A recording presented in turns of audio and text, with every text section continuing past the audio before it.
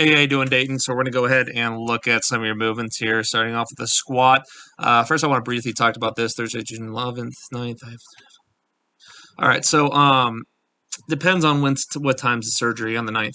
That's the first thing it depends on. So if it's mid to late in the day, I would definitely get training in that day as long as there's no medical issues with doing that. But I'd probably get training in that day, Thursday morning, for example. But if you cannot do that because the surgery is really early, then I would probably train Monday, Tuesday, Wednesday. Just go all 3 days in a row. Be very conscious of the compound lifts you're hitting back to back. And then with your Friday, Saturday training, Thursday, Friday, Saturday training, what I would do is I would probably do all of it on Saturday. So what I would do is I'd go in and let's say Thursday, and this obviously isn't a real example. Let's say Thursday we're doing squat and bench. Friday we're doing overhead press, then good mornings, and then Saturday we're doing a squat primary day or something like that. I would focus most on the first 1 to 2 more so, 1 to 3 exercises on the first 3 slots of each training day, and those are all the exercises I would try to get in on Saturday. Fluff work, don't get me wrong, there's a time and place for it. It does have a purpose, but at the same time, if you dropped all of your fluff work, all the accessories, all of the exercises beyond the first 3 for the next few months, it's very unlikely that your compound lifts would suffer whatsoever. I think people, not saying this is you by any means, but I think a lot of people think they're progressing more from accessory lifts than they actually are. The compound lifts, the main ones, the first few in each exercise slot of each training day, are by far the most important. And if I were you, I'd just get rid of all the fluff work, all of the fourth exercise slot down and below exercises. I wouldn't worry about doing. Get as much as you can done on Monday, Tuesday, Wednesday. Maybe even some of the fluff work that you like a little bit more, the accessory work you like a little bit more on Monday, Tuesday, Wednesday that takes place on Thursday, Friday, Saturday. And then for Thursday, Friday, Saturday, I would get everything done on Saturday. I think that makes sense. But if you have any questions there, please let me know. But that's just kind of a general idea I would have. Get as much done as you can the 3 days prior, and then just try to replace everything on Saturday, Sunday that you missed, all the compound lifts, and then don't worry about replacing the fluff work. We can go ahead and resume that in the following weeks.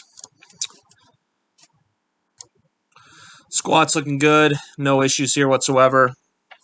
I like the fact that you're going barefoot. That's really nice. Ended up in a stacked positions. Hope the lat engagement's getting better.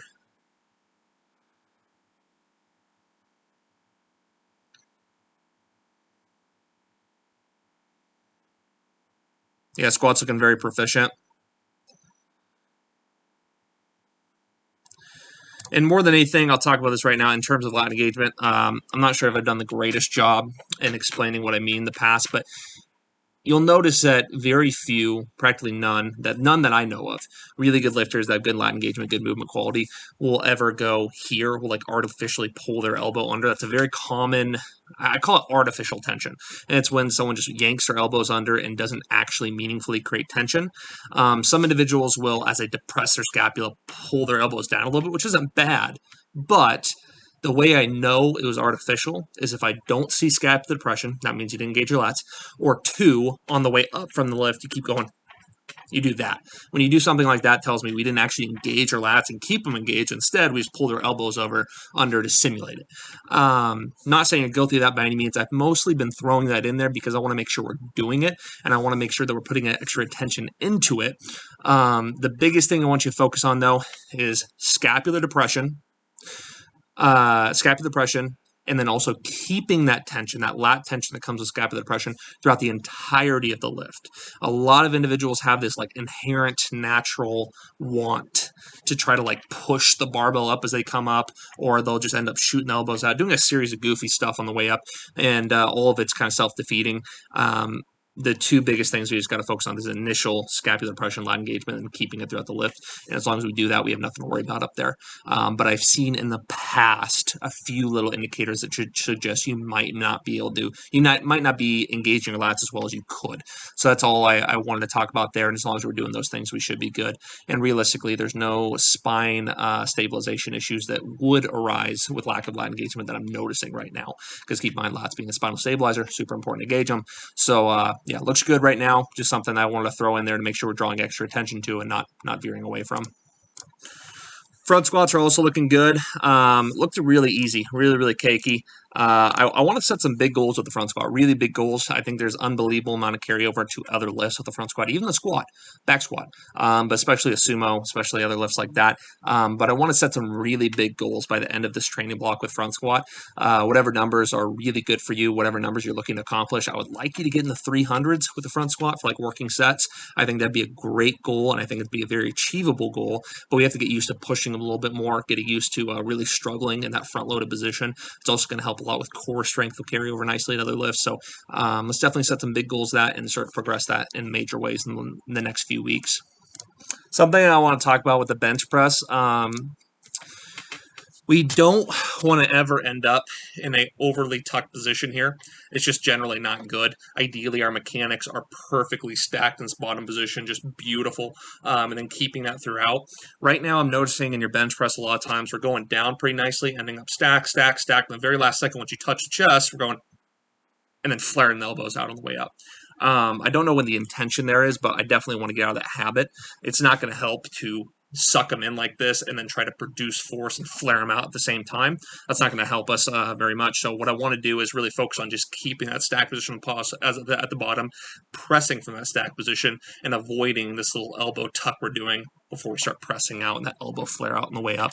That can cause some issues with our elbow on top of just decreasing our power output. So I'll show you what I mean real quick. You'll notice in the bottom here, let's just go ahead and have a little less tuck in this elbow in general. It's not going to help us to be here on the bottom instead. Let's be nice and stacked. Plus, that's the position you immediately go to when you start producing force. As you can see here, we end up flaring out there, going right back to there. So rather than trying to waste, rather than wasting energy and ending up in this position, which is kind of a mechanical fault, and then shooting out and pressing from here, let's go ahead and just change that. Let's make it a lot more efficient, a lot more productive, and just like this on the way down, like this on the way up. There's no need to get that additional tuck. And that seems to be a pretty deeply ingrained habit for you too, even with these pin reps here. You'll notice tuck them in and then shooting them out. I don't know if that's just something your body's done for a long time and it's just a habit you've picked up. But I definitely want to get out of that habit. So it's definitely not helping us from a power production standpoint or power transfer standpoint. So let's just go ahead and keep it optimally stacked throughout the eccentric, throughout the concentric. And then once we get to the chest, whether it's long pause, pin squats, doesn't matter what it is, let's just get out of this habit of going here when we're on the pin and then shooting out like that.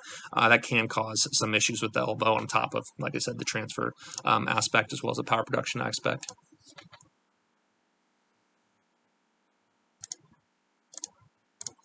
Conventional's looking good. No issues here. Nice hinge mechanics. Nice scapular depression. Yeah, it seems like you're built really well for conventional too, which is nice. Sumo looks good too.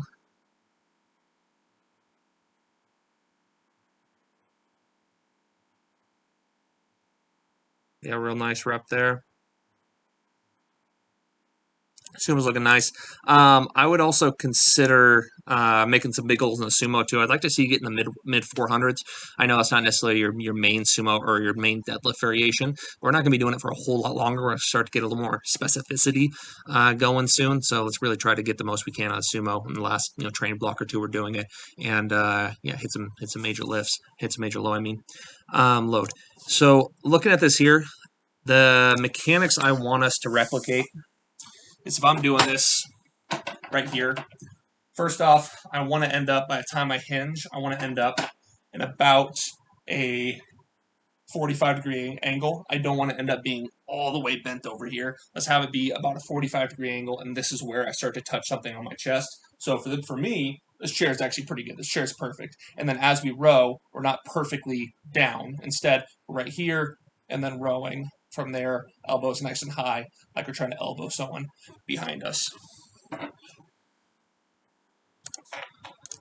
So the main note for these is just get that bench a lot higher. Instead of being down here, I want it to be up here a lot higher. And then your back, instead of being flat as a table, let's go ahead and have it be about a 45-degree angle up. That'll allow you to get, first off, a lot more weight with your row. You'll be able to handle a lot more loads, better loads, but also I think it's going to provide a much better contraction as well.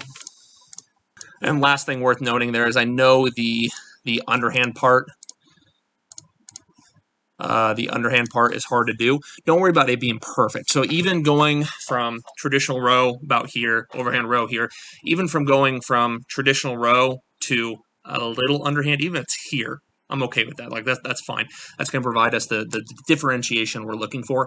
It doesn't have to be perfectly supinated. I never do these with a perfectly supinated position. You also never see me do these with a barbell, just because I can't achieve that perfectly supinated position without having some severe mobility issues in the wrists and the supinated muscles involved with supination. And I just can't handle a very heavy load, get a good training stimulus because of that. So don't worry about being perfectly supinated. Let's go ahead and handle a little heavier weights, get a little better, little bit higher with your hinge, and then also end up being anywhere in here is fine. You don't have to be perfectly supinated. I know it's hard for people with a little more muscle mass. I think that's just about it for this week. Let me know if you need anything from me for the surgery. Just let me know if you can train the 9th. Let me know if that plan I said makes sense, because I don't know the exact times you're doing this or that. Let's go ahead and devise something by the time we get closer to there, and then obviously have a plan for it. Really sorry to hear that you're going through that. Stuff sucks. I had a close relative that's actually going through something very similar a few months back. So just let me know if you need anything from me. Let me know if you need any further help there. And then just let me know if you can train or not Thursday, because I'll definitely change quite a few things. Stay safe.